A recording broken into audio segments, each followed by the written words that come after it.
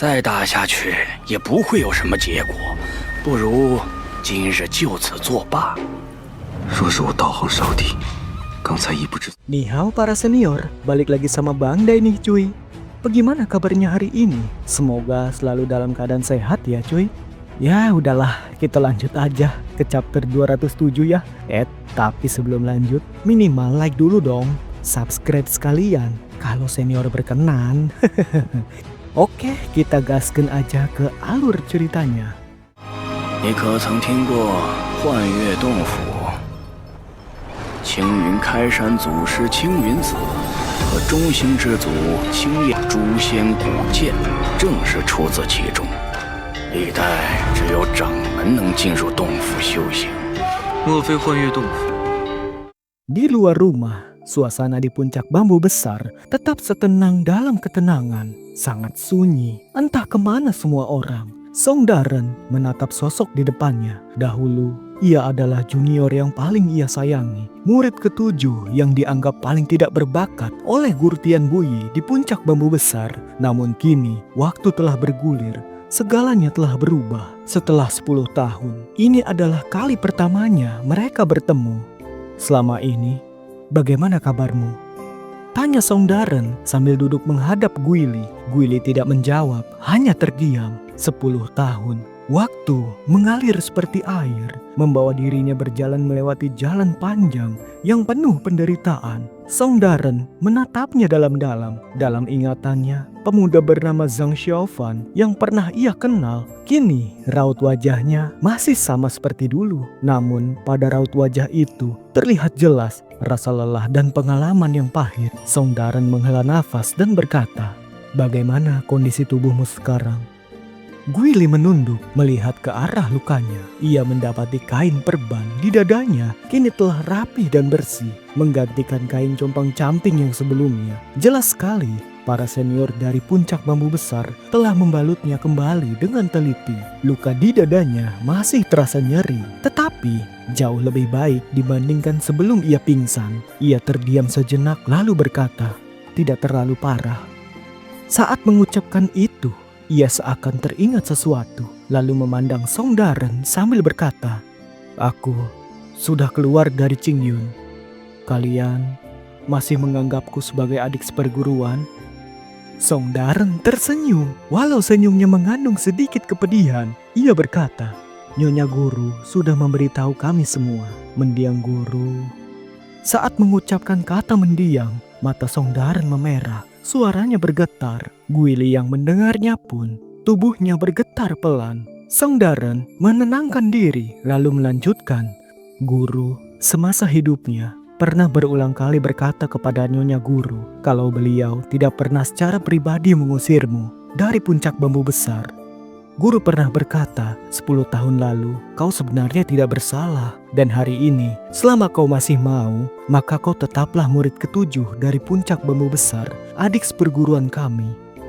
Tubuh Guili bergetar, tangan kirinya menggenggam erat kain kasur tempat ia duduk, sementara air mata mengalir di wajahnya. Ruangan itu hening untuk waktu yang lama. Setelah melihat Guili kembali tenang, Song Daren kembali berkata, "Ikutlah denganku ke aula ketenangan. Nyonya Guru sedang berjaga di sana untuk Guru. Ia ingin bertemu denganmu."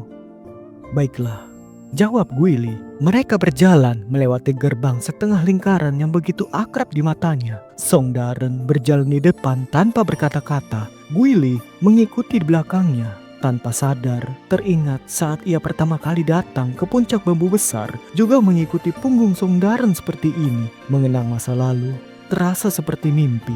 Pandangan matanya terarah ke pinggang Song Daren, dan ia baru sadar kalau di pinggang seniornya itu sudah terikat selembar kain berkabung putih. Raut wajahnya menggelap, ia pun memejamkan mata. Dari kejauhan, sudah terlihat aula keheningan. Tidak seperti biasanya yang tenang. Hari ini, di aula itu mengepul asap dupa, disertai suara tangisan lirih yang terdengar samar. Song Daren melangkah menuju aula tersebut, tapi setelah beberapa langkah, ia merasa aneh dan menoleh ke belakang. Guili ternyata masih berdiri di tempat, menatap aula keheningan dengan pandangan kosong tanpa mengikuti. Lalu Song Daren berkata, "Ada apa?" Wajah Guili pucat, entah mengapa. Menatap aula yang dipenuhi asap dan suara tangisan itu, hatinya muncul rasa takut. Seperti seorang anak yang merasa bersalah dan tidak berani menemui orang tua yang ia kecewakan. Song Daren seakan mengerti. Ia menghela nafas, menepuk bahu Guili sambil berkata, "Ayo." Tubuh Guili bergetar. Ia menatap Song Daren sejenak, lalu mengangguk dan mengikuti langkahnya. Semakin dekat ke aula keheningan, aroma asap dupa semakin pekat dan suara tangis semakin jelas. Di antara suara itu, hanya ada suara para kakak laki-lakinya. Tidak terdengar suara perempuan. Tidak ada suara Suru, juga tidak ada suara Tian Ling kakak seperguruan perempuannya. Akhirnya, dipandu Song Daren, ia berdiri di depan pintu masuk aula keheningan. Beberapa pasang mata langsung beralih menatapnya. Tubuh Guili sedikit bergetar, lalu ia menatap mereka satu persatu. Mereka adalah para kakak seniornya. Wajah-wajah yang begitu akrab kini muncul lagi di hadapannya. Dulu, mereka adalah orang-orang yang paling ia anggap sebagai keluarga terdekat di dunia ini, juga yang paling ia percayai. Di pinggang mereka semua, sama seperti Song Daren, terikat kain putih berkabung. Wajah mereka diliputi kesedihan. Beberapa matanya bahkan sembab karena tangis. Di dalam aula, ada sebuah kuali besar yang membara. Para senior itu perlahan memasukkan uang kertas ke dalam api. Asap mengepul, memenuhi ruangan. Guili menatap terpaku. Dan di balik asap itu, Tian Bui terbaring tenang di atas sebuah dipan pemakaman. Pakaian kotor yang sebelumnya melekat di tubuhnya telah diganti dengan pakaian bersih dan rapi. Wajahnya pun tampak jauh lebih tenang dan damai. Nyonya guru mereka, Suru, duduk di samping jasad Tian Bui. Tangannya menggenggam erat tangan sang suami, seolah enggan melepaskannya. Ekspresinya penuh kesedihan, namun tidak ada setetes air mata yang mengalir. Ia mengenakan pakaian berkabung serba putih. Ia terus menatap wajah Tian Bui tanpa beranjak. Anjing yang sejak kecil dibesarkan oleh Tian Bui, Dahuang, kini terbaring lesu di lantai dekat dipan. Tidak ada sedikit pun sifat ceria dan bersemangat seperti biasanya. Begitu pandangan Guili jatuh pada tubuh Tian Bui, ia tak sanggup lagi mengalihkannya. Kakinya berat, melangkah maju setapak demi setapak. Song Daren berjalan tanpa berkata, lalu mengambil seutas tali kain berkabung berwarna putih dan menyerahkannya pada Guili. Guili memandangnya. Sekilas rasa terima kasih terlihat di matanya. Ia mengangguk pelan dan menerima tali itu. Song Daren melirik ke arah Suru, lalu berkata pelan, "Kau pergilah menghadap Nyonya Guru."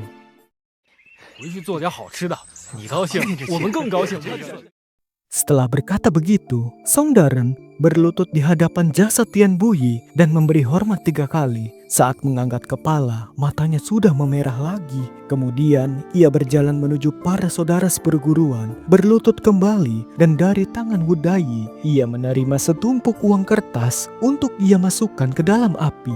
Guili menatap tali kain di tangannya cukup lama, lalu perlahan mengikatnya di pinggang. Ia lalu berjalan menuju dipan, lalu berlutut di hadapan jasad Tian Bui, memberi hormat 3 kali. Setelah itu, ia berpaling kepada Suru dan bersujud di tanah. Suru berbalik menatapnya dengan tenang. Lalu Guili berkata, "Murid."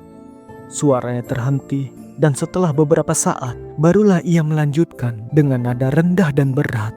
"Murid Zhang Xiaofan memberi hormat kepada Nyonya Guru." Di belakangnya, Song Daren dan murid-murid puncak bambu besar lainnya menatap ke arah ini. Ekspresi mereka rumit, namun lebih dominan kehangatan dan rasa kekeluargaan. Bahkan di wajah Suru tampak sedikit senyum lega. Ia menatap Zhang Xiaofan, mengangguk, lalu sedikit kesedihan melintas di wajahnya. Ia berpaling pada Tian Bui, lalu berkata pelan, "Bui, kau mendengarnya kan? Si bungsu ini, dia kembali untuk memberi hormat padamu."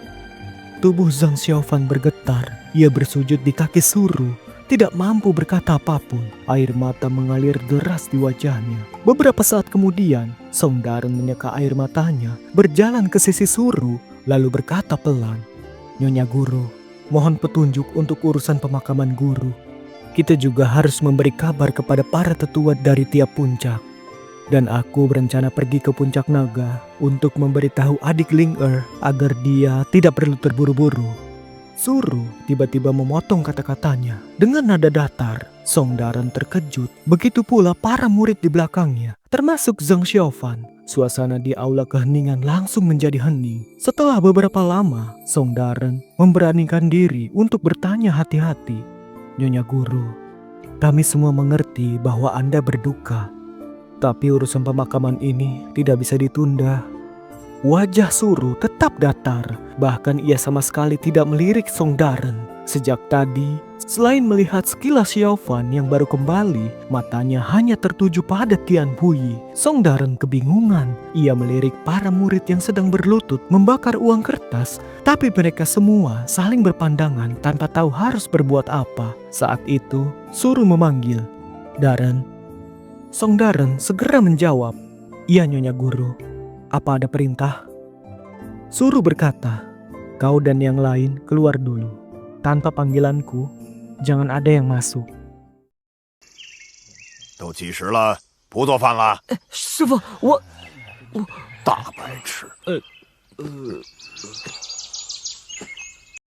Song Daren tertegun, lalu melangkah mundur beberapa langkah. Murid-murid lain memandang ke arahnya.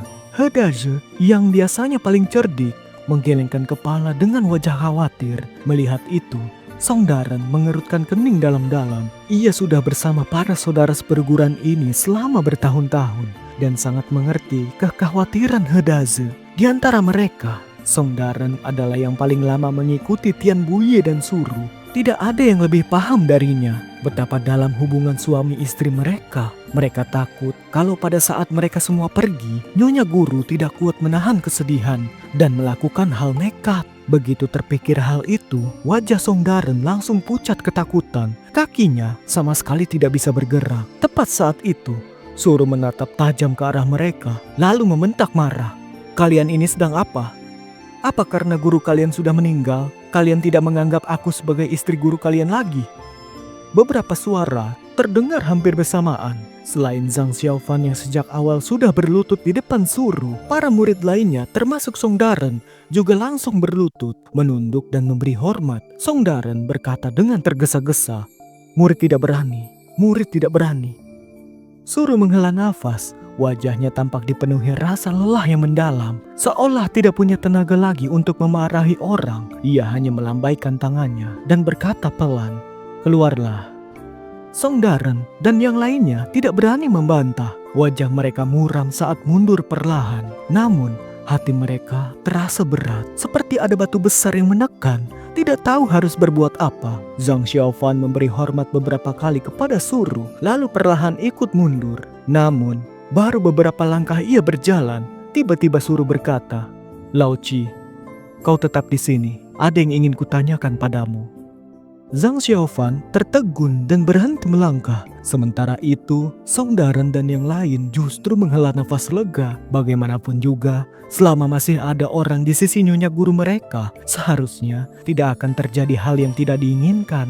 Tidak lama kemudian, suara langkah kaki terdengar satu persatu. Keenam murid lainnya sudah meninggalkan aula keheningan. Di dalam aula keheningan, suasananya menjadi sunyi. Hanya terdengar api yang membakar uang kertas. Zhang Xiaofan berdiri diam di tempat, menunduk tanpa berkata-kata. Entah sudah berapa lama waktu berlalu. Akhirnya, Suru menghela nafas dan berkata, "Gurumu itu, dari dulu, orangnya keras di mulut, tapi lembut di hati.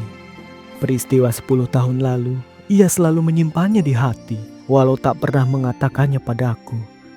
Tapi aku tahu, sebenarnya dia sangat merasa bersalah padamu."